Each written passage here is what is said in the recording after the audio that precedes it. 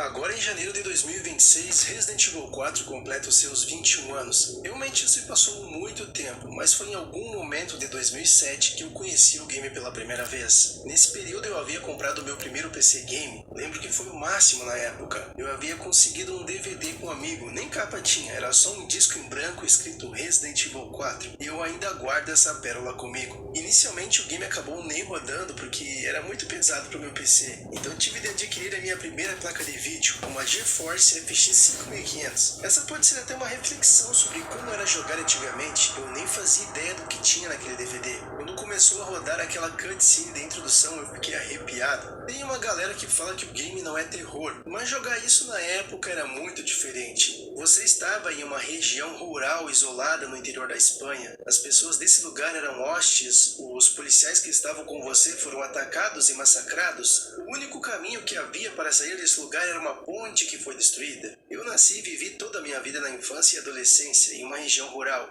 mas sempre tive o sentimento que os cenários em regiões do interior eram mais assustadores. A principal razão é a percepção de isolamento. Em áreas rurais há menos pessoas por perto e a ajuda pode demorar mais a chegar em caso de emergência. Essa falta de uma rede de apoio imediata aumenta a sensação de desamparo. Eu acho que Resident Evil 4 passou um pouco dessa vibe na época. O game já começava com um tom mais sombrio e havia alguém te observando na mata. Conforme você ia progredindo, você começava a sentir que cada vez mais havia algo muito errado ali. O lugar todo parecia estar morto com suas cores monocromáticas. Além de um estranho comportamento entre as pessoas, havia todo tipo de coisa macabra, como restos mortais e pessoas mortas. Quando eu cheguei no vilarejo, foi bem sinistro. Um dos policiais estava na fogueira e as pessoas em volta trabalhavam normalmente e falavam sozinhas. Eu lembro de ter levado horas para conseguir passar pela vila. A munição acabava e você tinha de lidar com diversos aldeões enfurecidos e um cara com um saco na cabeça que te atacava com motosserra. Algo que era bem assustador e passava um certo pânico, porque o Dr. Salvador te fatiava mesmo e você não tinha muito tempo de reação.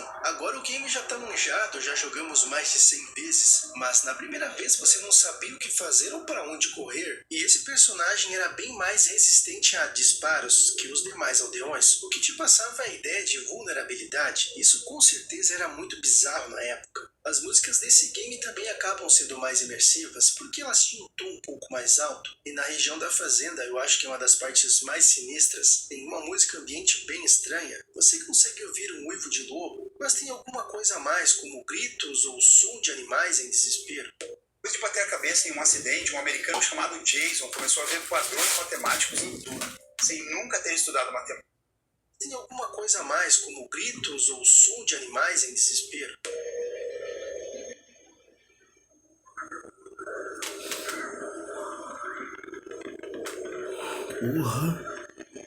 Nos dias de hoje, alguns detalhes e sentimentos que tínhamos na época acabam passando sem que nos demos mais por conta, como um caminhão bloqueando o caminho, ou você chegar em uma cabana pedindo informação e esse aldeão local te atacar, e você tenta até sair dessa casa, mas ela está com a porta trancada por fora. Isso é algo que vai acontecendo em diversas ocasiões, como na vila, onde muitos ganados te atacam ao mesmo tempo e as saídas da vila estão bloqueadas. Outro lugar bem tenso durante a gameplay é a cabana à noite, quando Leon e Luiz são cercados por diversos ganados. E esse acabou sendo um sentimento que perdemos com o passar do tempo e a idade. O medo de sentir-se encurralado e os seus recursos serem limitados. Quando nos sentimos encurralados, perdemos a sensação de controle sobre nossa vida ou a situação, o que pode nos levar a sentimentos de impotência e desespero ao mesmo tempo. Esse desespero era constante em confrontos com chefões. Os cenários também eram reduzidos, sendo um elemento claustrofóbico, somando a ideia de sentir-se múltiplas vezes inferior àquelas criaturas. Você vai avançando e cada vez objetos. Outro elemento-chave com toda certeza fez muita diferença no fator replay eram os desbloqueáveis. A sensação de você zerar o game e cada vez desbloquear coisas novas era o máximo. A cada nível tinha algo novo. Ainda havia os minigames como The Mercenary. Eu avancei, pessoal, que ele falou besteira ali. Essa é a visão dele, eu respeito a opinião dele, mas tem que falar a verdade, ele falou besteira. Nenhum não ficava com desespero em relação aos chefes, não. Ele sempre tinha controle da situação. Um cara super bem treinado, um dos melhores agentes do mundo. O cara era Shed, né? Então, ele falou besteira, eu avancei. Aí voltou a ficar interessante o vídeo.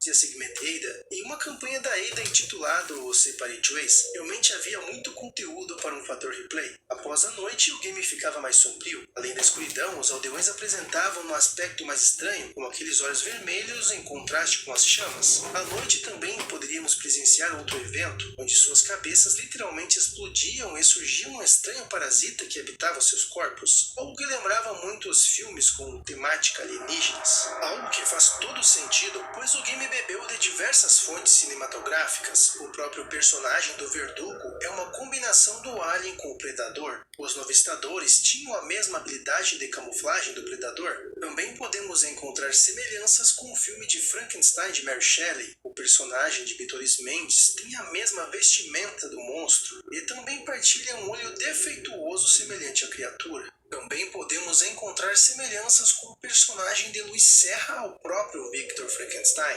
Ambos personagens foram longe demais em suas experiências em criar uma nova vida.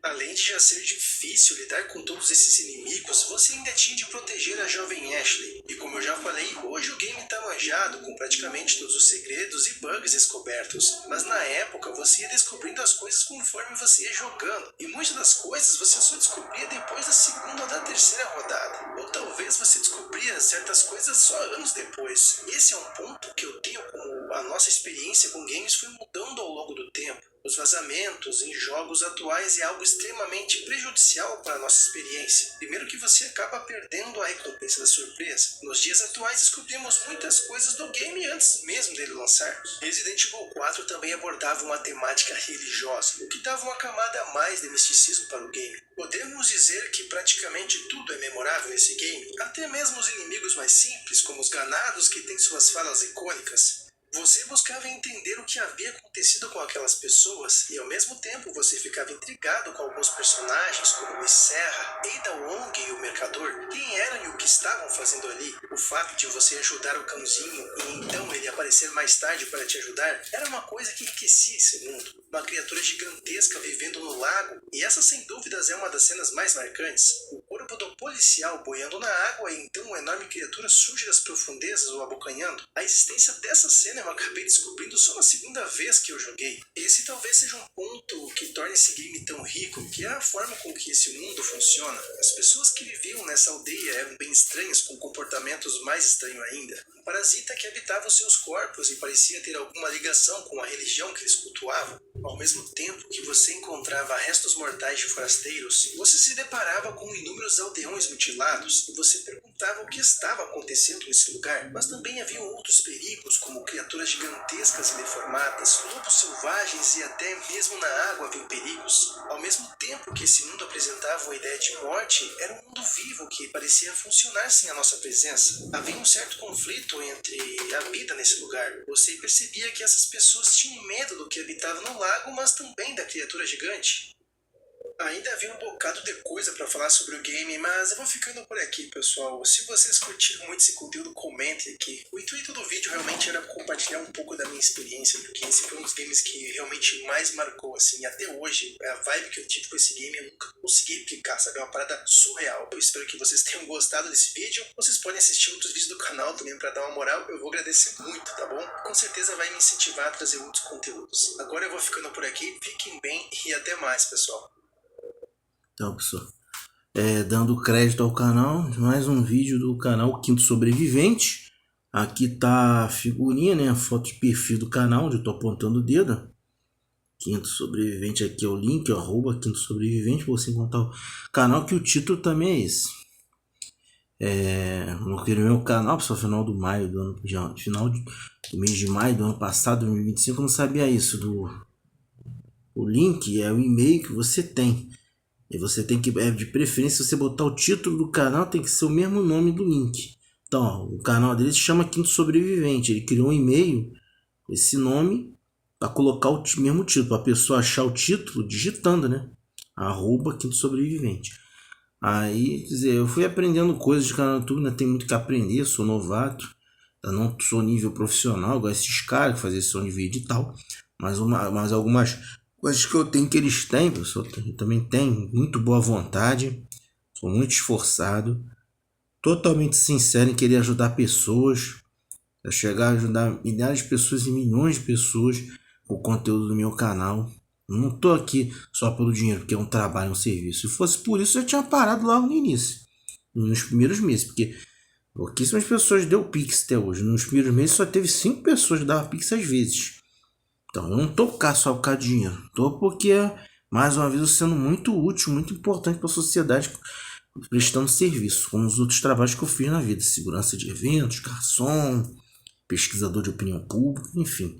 Peço para vocês se inscrever no meu canal, quem não é inscrito, se inscrever, dar like nos vídeos, compartilhar nas redes sociais, Facebook, Telegram, WhatsApp, comentar, espaço comentário, comentar meus vídeos, fazer isso também para o nosso colega aí do canal Quinto Sobrevivente, que é o mesmo cara do canal Eu Entrei, o título Eu Entrei, pela voz reconheci, eu vi, descobri esse vídeo hoje, pessoal, achei muito interessante, para ver, hoje, domingo, dia 3 de maio, ano 2026, um abraço, até a próxima, aqui quem fala é o Luiz, o título do meu canal é Aproveitar a Vida, e o link, como você acha o canal, né, no YouTube, @aproveitando a vida 45. Um abraço, até a próxima, tchau.